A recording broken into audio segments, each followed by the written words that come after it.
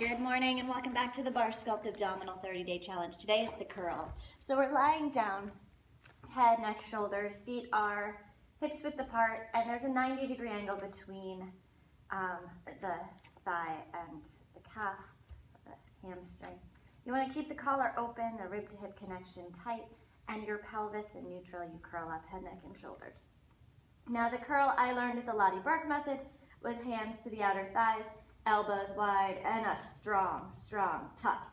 Drawing the shoulders down, pulling the abs in, and it would be abs, squeeze, lift, abs, squeeze, lift, abs, squeeze, lift. We would do this over and over again.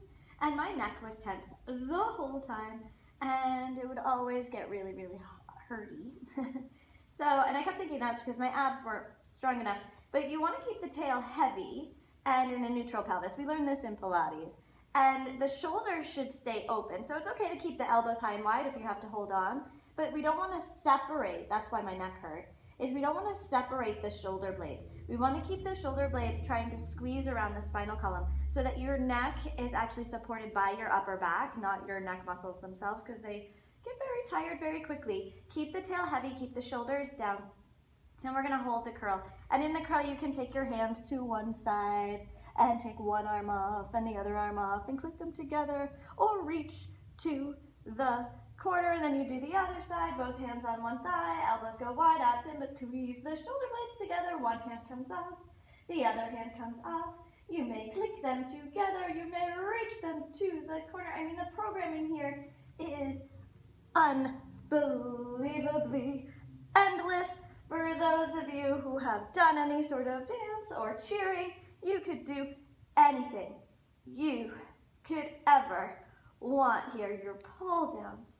See, what I'm trying to avoid, as if you're noticing, is that I really want to tuck my pelvis up. I want to flatten my lower back all the way into the mat and really tuck hard through the pelvis. But we want to keep the tail heavy so that as we do this, we're staying in neutral. So I could keep my coffee there.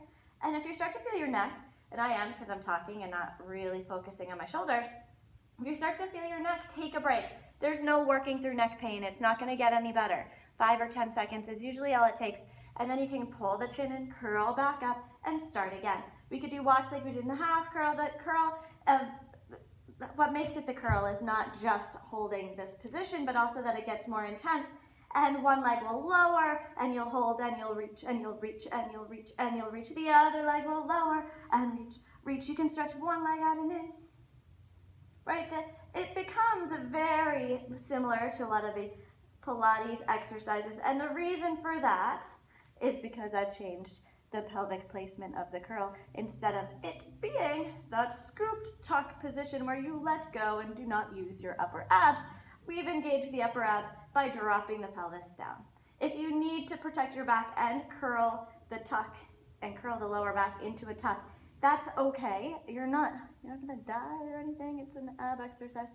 But if you could keep the tail down, it is better. Specifically better for anyone suffering from sciatic pain or SI joint stuff.